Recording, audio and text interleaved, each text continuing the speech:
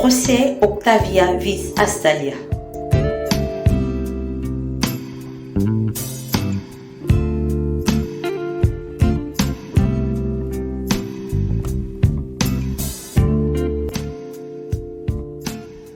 L'heure de la vérité que nous vous faisons découvrir dans cette vidéo. À chacun de se faire sa propre opinion. Merci pour votre attention.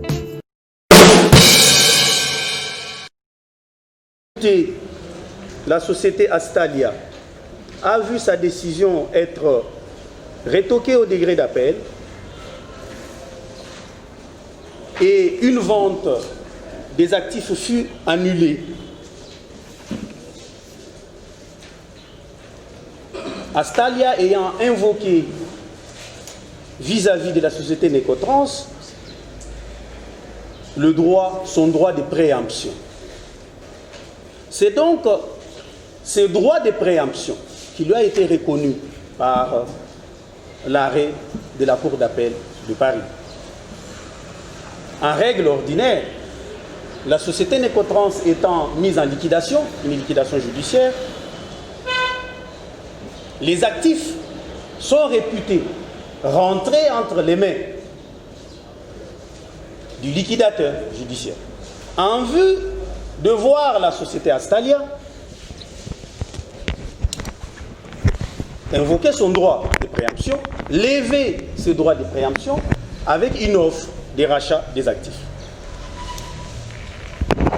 Sans attendre cette étape qui aurait pu lui permettre de racheter les actifs de la société Necotrans, la société Astalia s'est précipitée à amener l'arrêt de la Cour d'appel de Paris devant le juge de commerce, d'abord de Lubumbashi et par la suite celui de Kolwezi, pour obtenir quoi? L'exéquatur de l'arrêt de la Cour d'appel de Paris. Et pourtant, le dispositif de cet arrêt ne permet pas une exéquature au Congo. Mais Astalia sait, elle, comment elle obtient les décisions judiciaires au Congo. Mais l'exéquature, comment on l'obtient? C'est une simple ordonnance.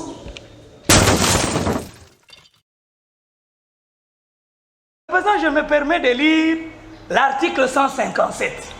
On m'a laissé même de code. Je ne veux même pas comparer parce que nous avons la même version, pas la même version, le même texte.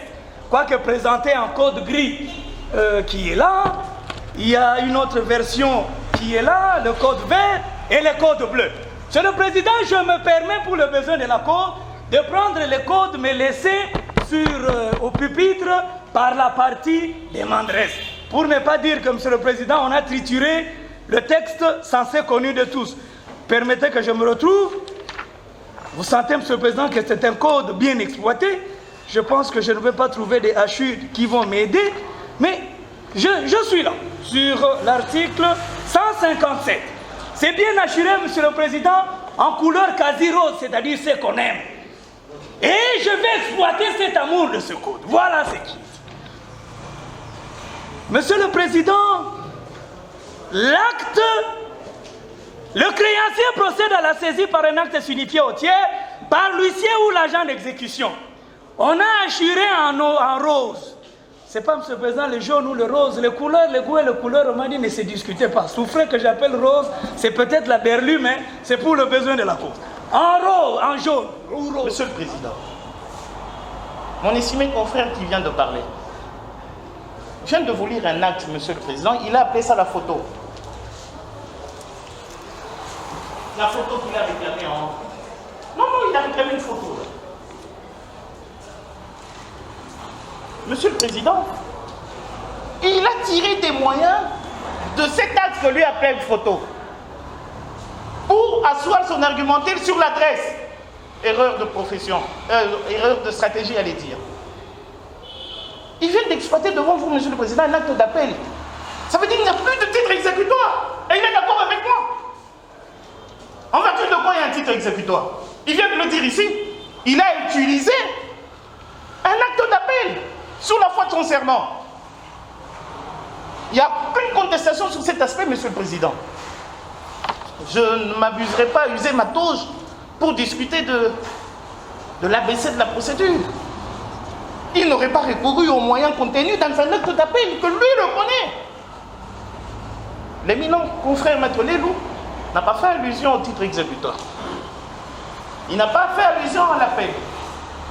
Mais son confrère vient de le noyer. Je me demande qu'est-ce qu'il viendra vous demander d'autre. Il a produit par contre, Monsieur le Président, autre chose. Je peux avoir la grosse, Monsieur le Président. Il a donné avec emphase.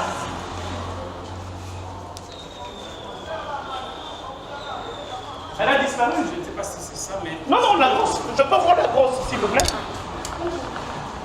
Monsieur le Président, avec votre autorisation, parce que ça devrait passer par vous, je peux... Vous êtes autorisé. Monsieur le Président, vous parlez du rose surligné ici.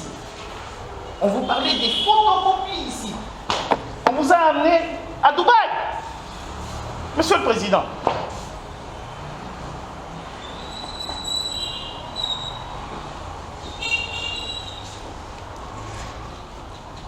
La grosse que je viens de prendre, Monsieur le Président, et qui est par vers vous, sur laquelle il prétend qu'il y a la formule exécutoire, est en photocopie couleur. De quoi parlons-nous? De quoi parlons-nous? Comment peut-elle expliquer qu'elle a procédé à des saisies au travers de toute la République et aujourd'hui elle vient demander la qualité de la société qu'elle a saisie? Elle vient demander l'existence de la société dont elle a saisi des biens au niveau de Lubumbashi. C'est une turpitude, Monsieur le Président. Des pareilles questions ne devraient même pas se poser dans cette instance. L'action que nous menons ici, Monsieur le Président, est en réplique aux saisies qu'ils ont initiées précédemment. Et quand on revient, Monsieur le Président, pour pouvoir solliciter le même effet, elle nous oppose le fait selon lequel on doit produire des statuts et des actes de la société pour lesquels ils détiennent les biens. Ils immobilisent les biens. Ils immobilisent également les fonds dans les comptes auprès desquels nous avons les banques ici à l'instance. Je prends la pile des pièces où il y a eu des pièces de 1, où enfin, il y a cette attestation qui prouverait qu'il serait ailleurs. La même pile. Le tableau qui était exploité tout à l'heure par mon éminent confrère, Maître Patrick Lelou Nawej. Dans ce tableau, pièce d'Octavia. Il est repris Octavia Limited, CO2 Trust Company Limited, le même PO Box. Monsieur le Président, de qui se moque-t-on? On veut se moquer de votre juridiction. Je prends ce qu'on appelle statut, produit par Octavia. La même adresse, Prudent Trust Company. Donc cette question, elle est vidée par Octavia. Octavia elle-même a vidé cette question. Donc l'article 157 à son premier alinéa n'a pas été et n'a été nullement violé. Et que le document qui vous a été produit, comprenez que c'était un document confectionné par son signataire pour le besoin de la cause. Et ceci ne peut emporter. Le premier intervenant, il a dit non, mais il n'y a pas eu violation de l'article 157 de l'acte uniforme s'agissant, en son point 2, de l'énonciation du titre exécutoire. Et il a pris la parole pendant 15 à 20 minutes avec un dictionnaire à l'appui pour expliquer ce que c'était énoncé. Énoncer, ça ne veut pas dire que je vais produire, je vais juste donner les indications, c'est ça énoncer. D'accord. Et de quelle manière les débiteurs saisis devraient-ils vérifier si les titres que vous avez énoncés est conforme aux dispositions de l'article 33? Il le vérifie comment? Il vient au stade de Mazembe. Il appelle un stadier, les stadiers de Mazembe qui vont exécuter des décisions au siège social de NB Mining. C'est eux qu'il devra appeler pour dire, regarde, les titres là énoncés dans l'acte, il est où? Et ce titre est resté introuvable au greffe du tribunal de commerce de Lubumbashi jusqu'à aujourd'hui. État suffisamment éclairé cette juridiction, prend cette cause à délibérer pour rendre sa décision conformément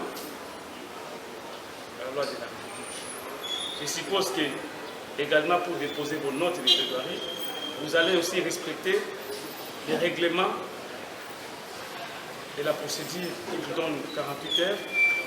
Et je rassure aux parties, dans les délais de la loi, cette décision sera dite. Nous vous remercions.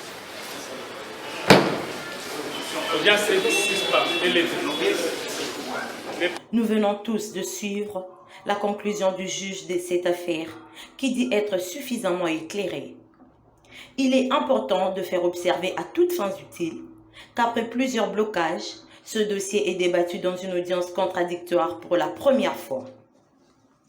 Fini les ragots des réseaux sociaux et même de journalistes qui voudraient être édifiés en la matière pour leur papier. Ainsi a pris fin l'audience du 28 octobre 2020.